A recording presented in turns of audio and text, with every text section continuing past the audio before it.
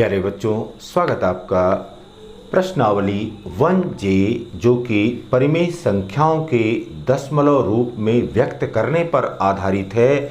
और साथ ही साथ हमको यह भी देखना है कि कोई दी गई परिमेय संख्या दशमलव रूप में यदि व्यक्त की जा रही है तो उसका दशमलव प्रसार शांत होता है अथवा अशांत और आवर्ती प्रकार का होता है।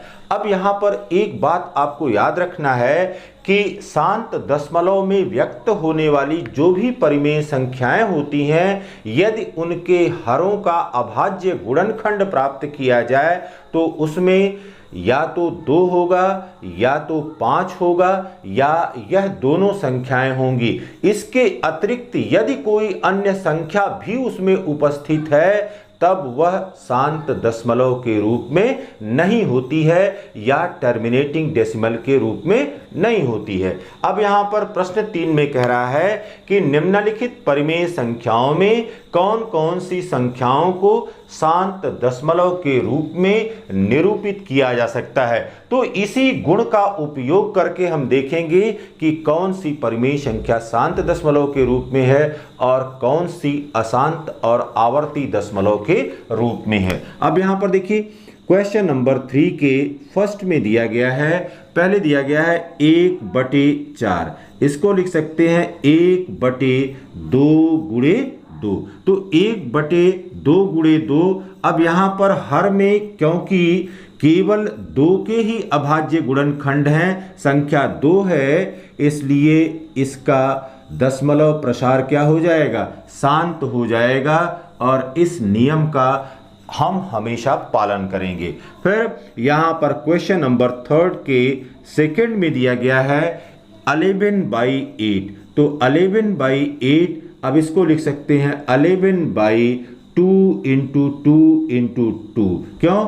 2 दूना 4 दूना 8। तो यहाँ पर हर में जो संख्या दी गई थी उसका अभाज्य गुणनखंड किया तो हमने देखा कि यहाँ पर संख्या केवल 2 है और यह अगर हर में 2 के रूप में है तो वह शांत प्रकार की होगी। तो यहाँ पर यह शांत दशमलव होगा, शांत दशमलव होगा या टर्मिनेटिंग डेसिमल के रूप में होगा।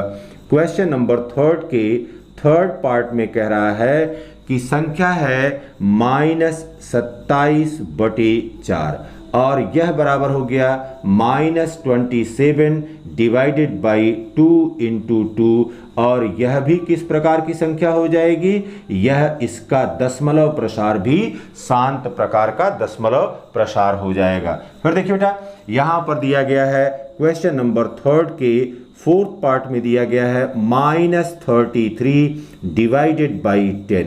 अब इसको लिख सकते हैं -33 डिवाइडेड बाई 2 × 5। तो यहाँ 2 और 5 दोनों हैं। तो यहाँ पर देखिए केवल 2 या 5 हो सकते हैं या दोनों हो सकते हैं। तो यहाँ पर इसका दशमलव प्रसार किस प्रकार का होगा, यहाँ पर इसका भी दशमलव प्रसार शांत प्रकार का होगा। फिर देखिए क्वेश्चन नंबर 3 के 5th पार्ट में दिया गया है 2/7।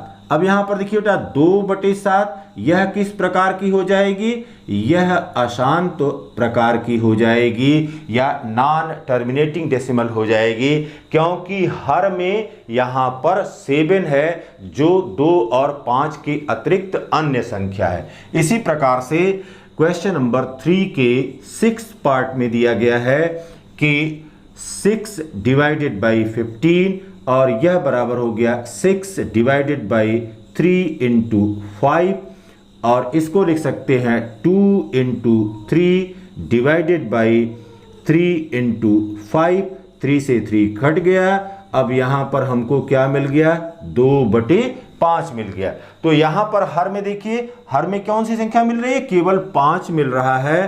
तो इसका भी दशमलव प्रसार किस प्रकार का हो जाएगा, इसका भी दशमलव प्रसार शांत प्रकार का हो जाएगा। तो शांत प्रकार का देखने के लिए हमको हर का अभाज्य गुणनखंड करना है और उस अभाज्य गुणनखंड में यदि केवल 2 या 5 या दोनों आते हैं तभी शांत प्रकार का होगा। अन्य कोई संख्या उसमें सम्मिलित होती है तो वह अशांत आवर्ती हो जाएगी या non terminating and repeating decimal के रूप में हो जाएगी। अब देखिए यहाँ पर क्वेश्चन नंबर 4 में कह रहा है कि 1/2 प्लस 1/3 प्लस 1/5 के योगफल। अब यहां पर सबसे पहले क्या काम करना है, सबसे पहले हमका इसको योगफल निकालना है। फिर आगे कह रहा है कि दशमलव संख्या के रूप में बदलें, तो दशमलव संख्या के रूप में बदलेंगे और जब दशमलव संख्या के रूप में बदलेंगे तो वह शांत है अथवा अशांत है यह पता किया जाएगा। अब देखिए क्वेश्चन नंबर 4 में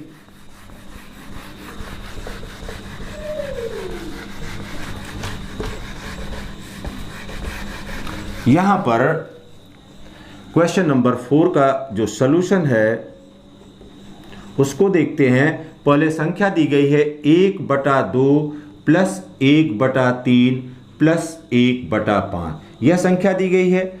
अब यहां पर देखिए बेटा 2 3 5 है, एलसीएम सबसे पहले ले लीजिए। एलसीएम 2 3 5, 2 3 6 25 30 हो गया, यहां पर 30 आ गया।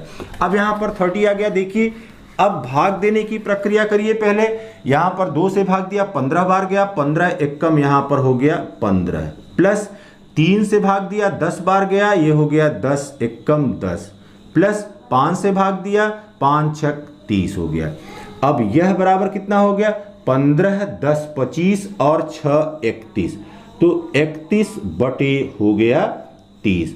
यह हमको क्या मिल गया, जो यहां पर संख्या दी गई थी उस संख्या का या जो परिमेय संख्या दी गई थी उसका योगफल मिल गया हमको। अब यहां पर कह रहा है कि यदि दशमलव संख्या के रूप में व्यक्त करें तो अब यहां पर देखिए 31 में कितने से भाग देना है, 30 से भाग देना है। 30 से भाग देने की प्रक्रिया करिए। अब यहां पर देखिए 30 एकम 30 हो गया। फिर देखिए बेटा यहां पर अब शेषफल कितना बचा, 1 बचा। फिर देखिए अब यहां पर डेसिमल लगाएंगे, यहां पर 0 बढ़ा दिया क्योंकि 1 से 30 में भाग नहीं जाएगा। लेकिन अब यहां पर हो गया 10, अब 10 हो गया, लेकिन फिर भी अब यहां पर यह 30 है तो यहां पर 1 0 बढ़ाया और 1 0 यहां पर बढ़ा दिया। अब यह हो गया 30 3 90। फिर अब कितना आ गया, यहां पर आ गया 10। फिर ये हो गया 0 बढ़ा दिया यहां पर, ये हो गया 30 3 90। फिर शेषफल कितना हमको मिल गया, यहां पर 10 के रूप में मिल गया। फिर 0 बढ़ा दिया, यहां पर 30 3 90। अब यहां पर फिर शेषफल हमको 10 मिल रहा है। इसका मतलब शेषफल में समान प्रकार की संख्या मिल रही है या एक जैसी संख्या मिल रही है, तो अब यह क्या हो जाएगा, यह अशांत प्रकार का हो जाएगा। इसलिए 31 बटे 30 बराबर हो गया 1.0333 एंड सो ऑन, या यही बराबर हो गया 1.03 एंड बार। अब इस 3 पर केवल बार लगा दिया क्योंकि इसी अंक 3 की पुनरावृत्ति हो रही है, तो इसका दशमलव प्रसार अशांत प्रकार का है, अशांत और आवर्ती है, अशांत और आवर्ती प्रकार का है। यह परिणाम हमको मिल गया जब इसको हमने हल कर लिया। तो इन बिंदुओं को आपको याद रखते हुए प्रश्न को हल करना है। Have a nice day.